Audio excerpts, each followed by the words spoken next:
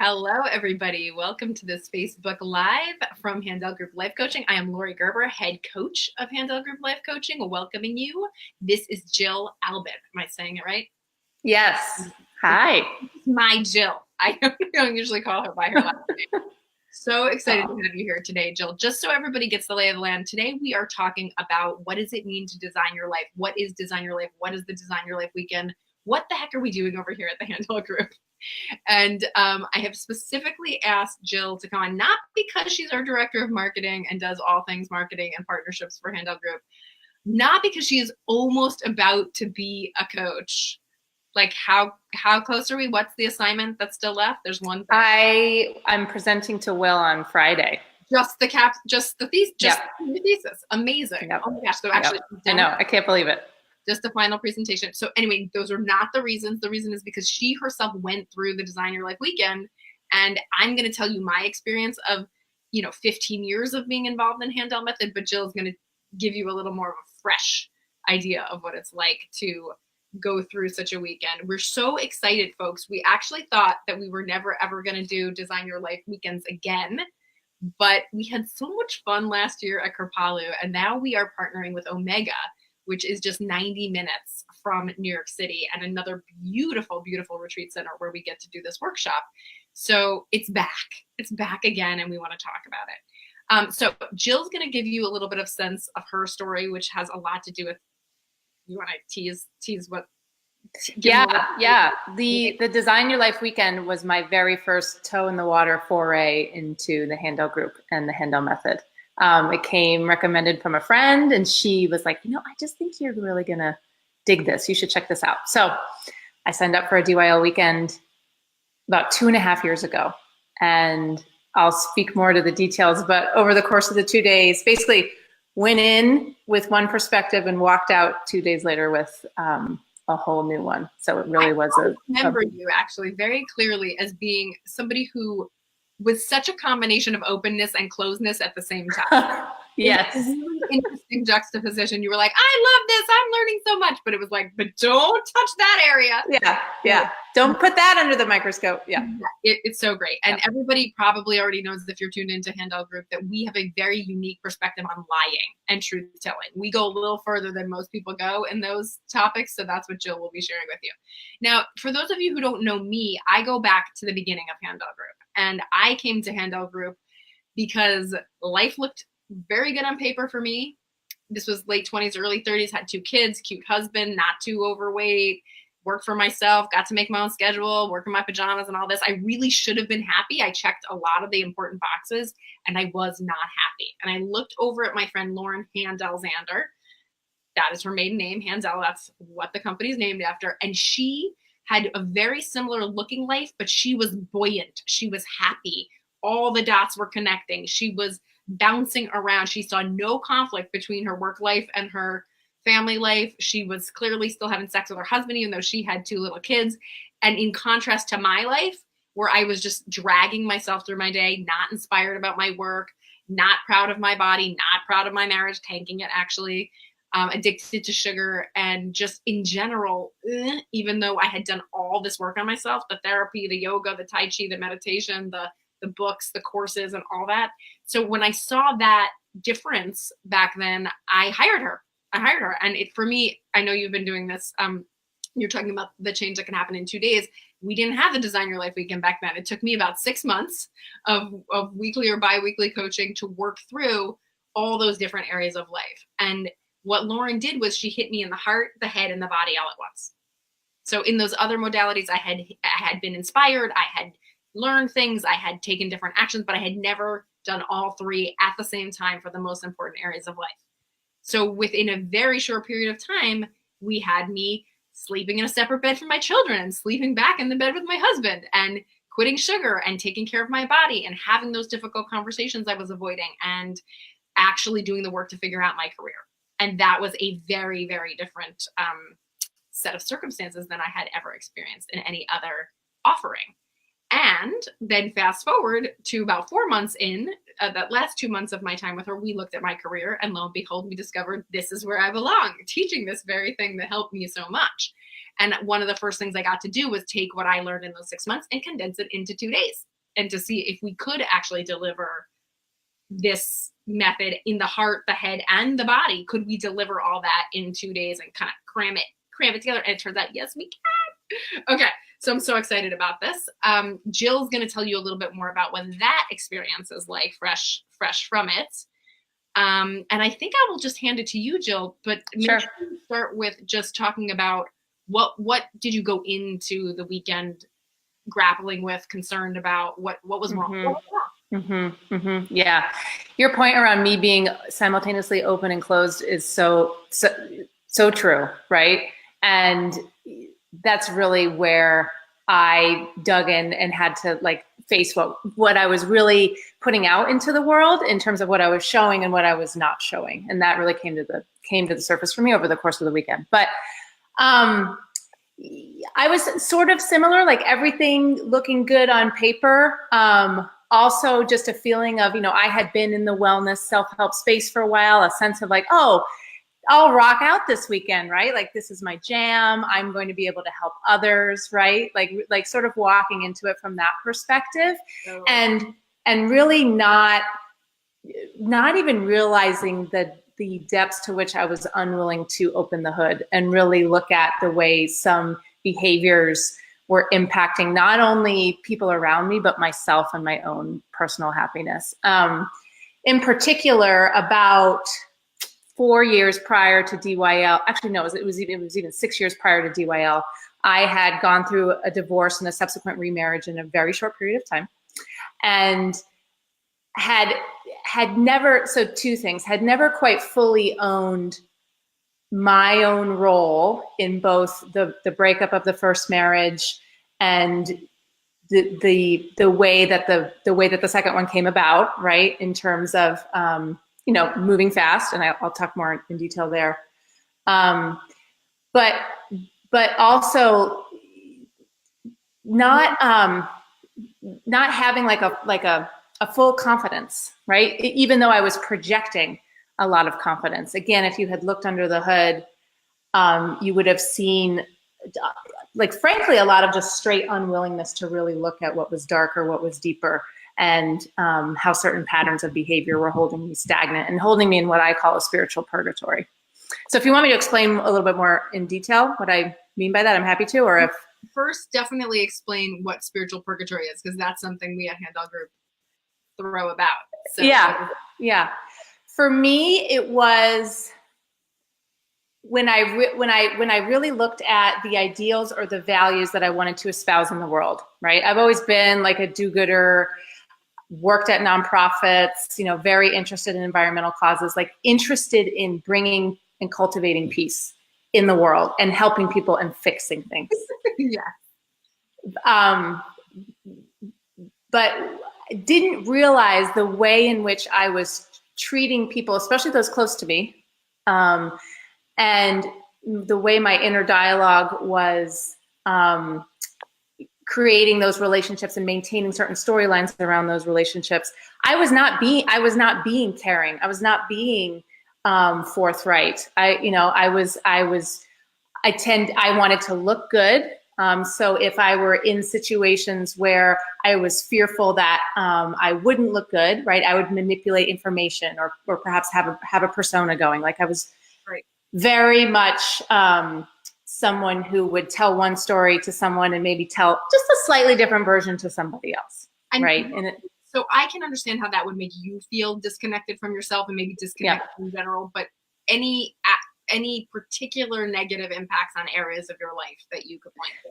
I think the biggest two were career, right? Like never quite knowing what I wanted to do and having a lot of frustration over just like, I don't seem to be on the right path, and why not, and what's going on.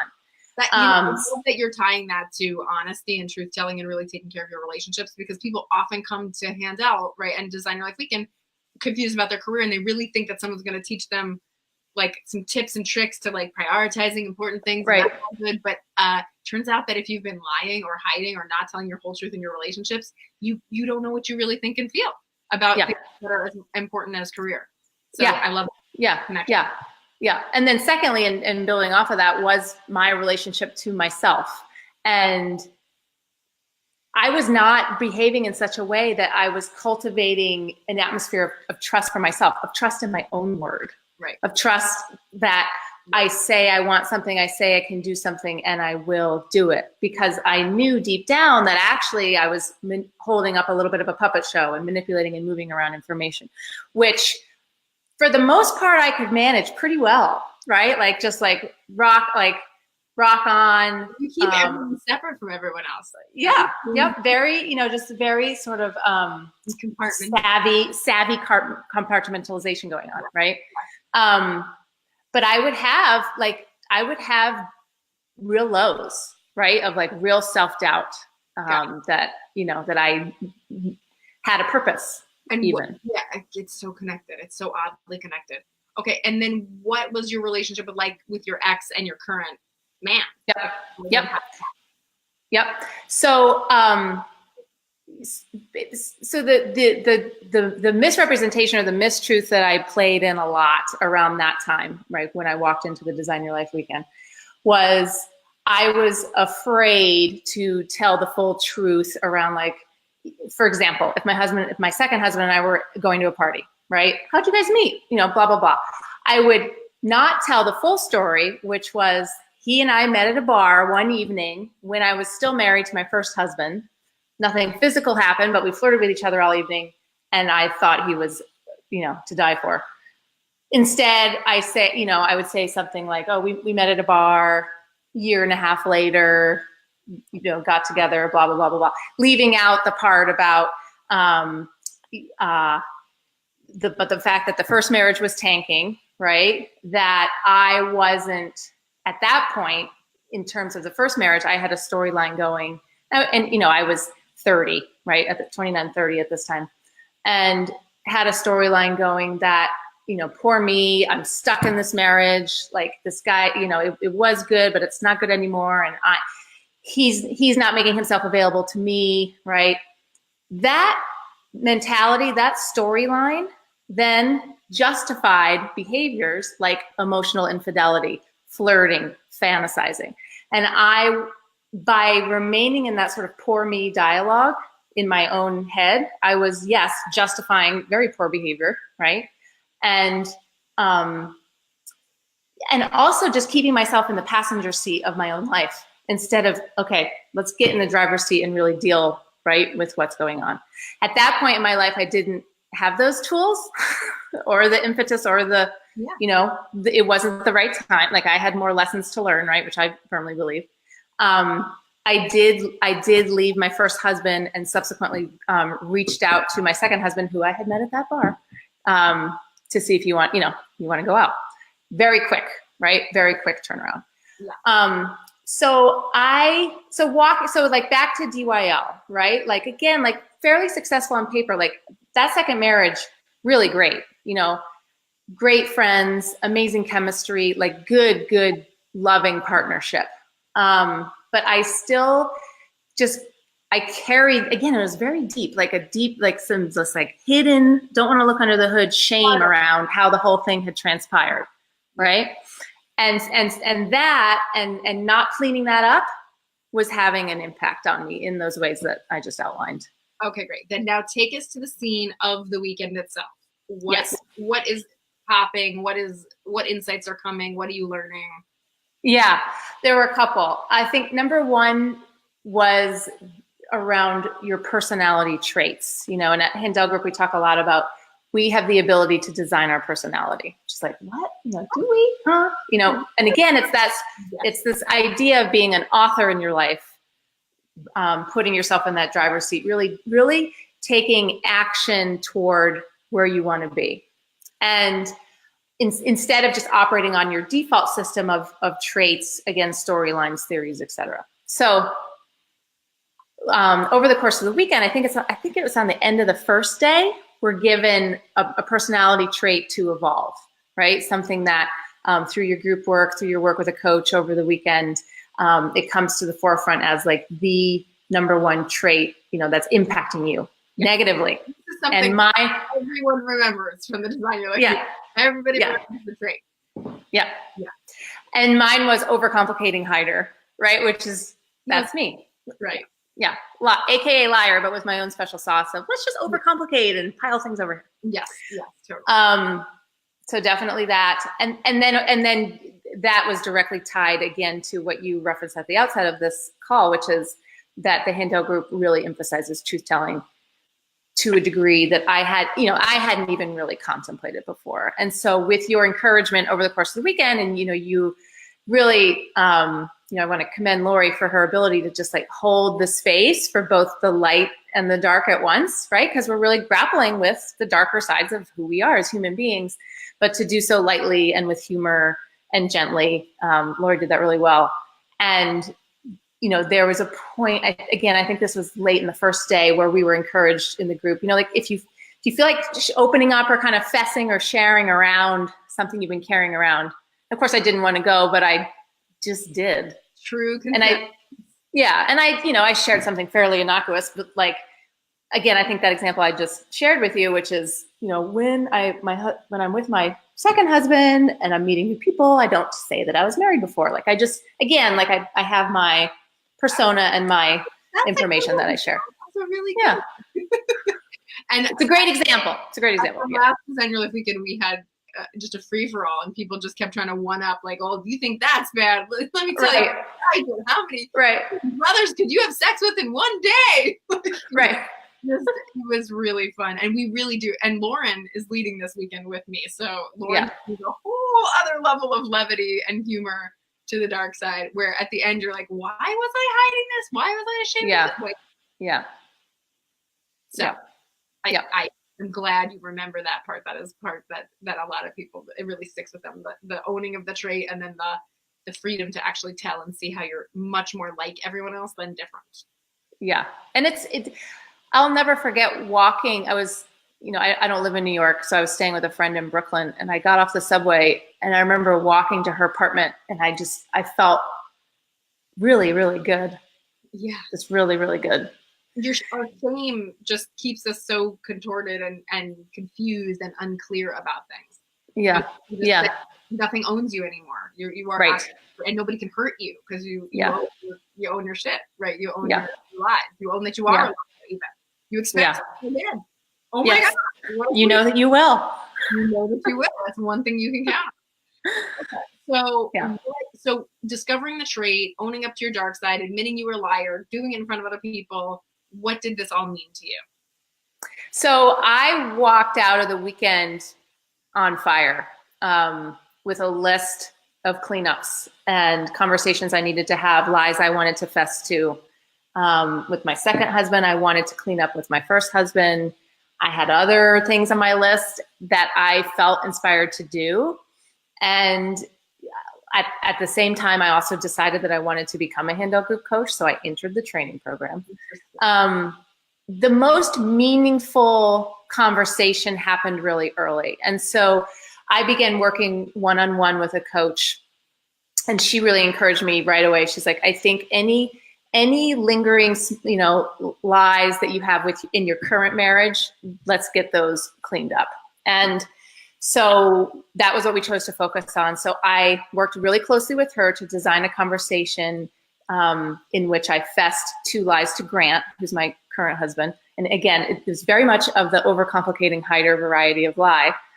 I'm not going to go because it really is so like long and detailed and overwrought, but the straight of it was I had gone on 2 walks with my first husband with a dog that we shared, and I lied to my second husband about it because I didn't want to deal with his feelings. I didn't want to get in trouble. I just didn't want to deal with, I knew what I was doing. I knew what my intentions were. That's right. Why let anybody else in?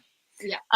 But again, once coming out of that weekend and understanding the impact of that type of repeated behavior over and over again in the course of a relationship with your number one person, I was like, no more, like putting a stake in the sand. And so designed the conversations. I remember I rode my bike home from work that day, and I knew I was Yeah.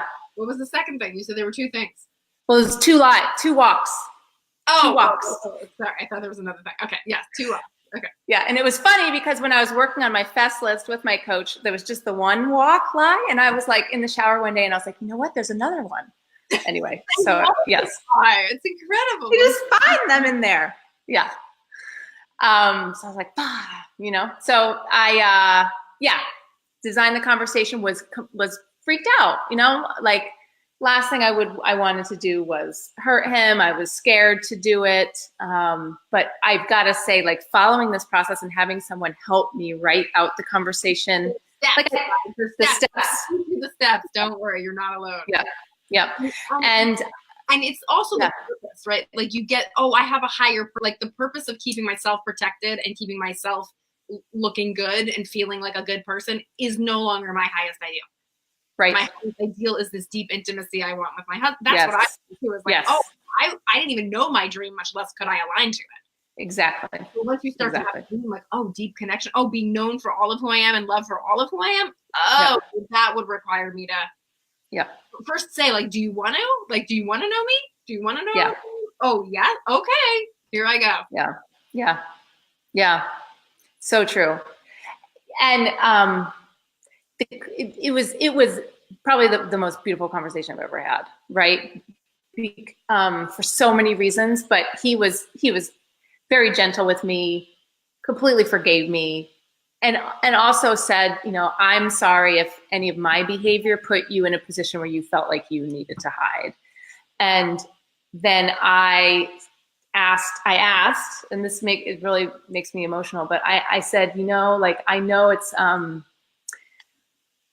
I know it's a little convoluted and weird, and I know this isn't necessarily true, but I've had a theory for a long time that I can't really talk openly about that period in my life for fear that you just won't get it or it'll hurt you. And I need to ask you right now to be able to talk to you 100% fully about all of that period, and just be me with the baggage and all. And he was like, of course. He's like, please tell me everything.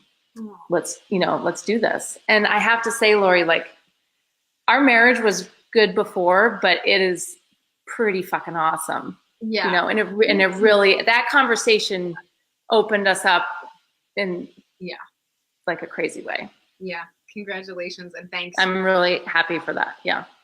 I love when people go and do the work, because I would say about 92% of the people leave the weekend and are brave enough to then go actually do, right? Because we don't do it all. Yeah.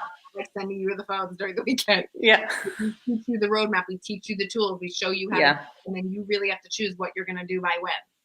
And most people do. And it's so funny because I got letters later, like 6 months later, I left him finally. Thank you for waking me up. Or, we got back together. Like all different kinds of results, because people unfold at their own pace. But really, congratulations to you for following through and actually doing the work of what you discovered. Well, it became really important to me. It became just critical in a way that, again, I hadn't been woken up to. Right. It is a practice, and like I am still all the same. I have all the same negative traits. They're all there. They're all there. And I've been doing it 15 years. Still, I think I just relearned that I'm a liar. Like I think I just again 15 years later. Yeah, it's worth repeating. So what unfolded since then? So now I like we know what happens in the weekend. We kind of see what happens like sort of right out of the weekend. I'm 15 years later. Like tell us about the 1 to 2 years. What can you expect?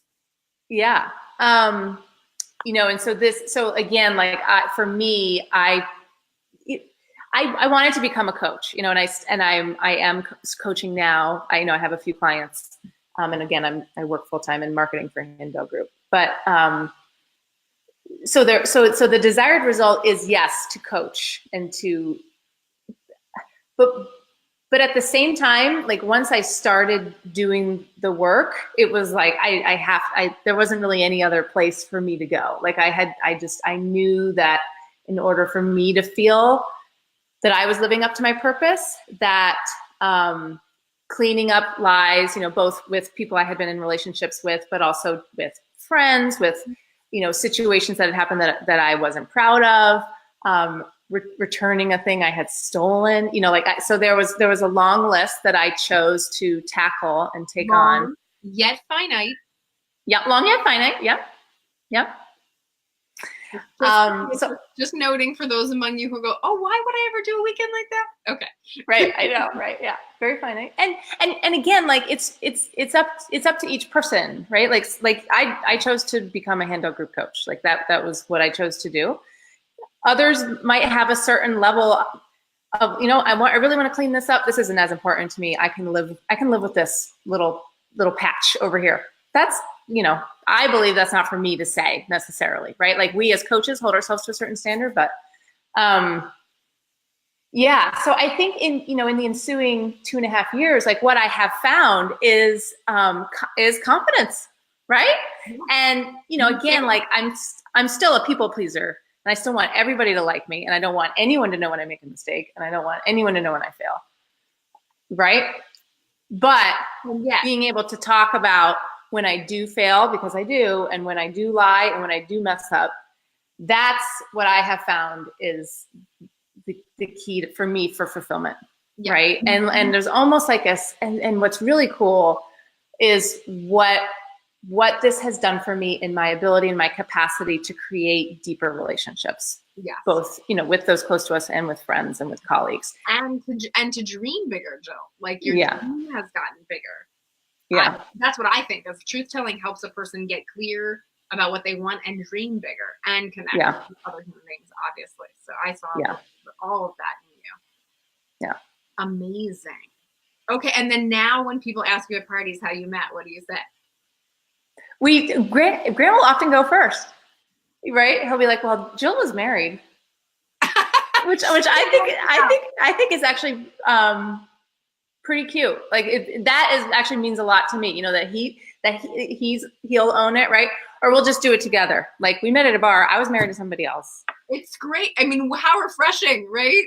Yeah. We own the messiness of it, which it's interesting, right? Because I imagine for someone hearing that just on a Facebook Live is like, how do I own like the shakiness of a relationship or the shakiness of what is going on? Right. But I have experienced as a result of going first and really like airing my own dirty laundry first, whether, in a group setting or one-on-one. Again, it's sort of it's a bit of a secret superpower in terms of creating intimacy, and just like by going first, cultivating a space for others to perhaps come forth and share about something that they went through or something that they're going through. For me, that's been really fulfilling. Right.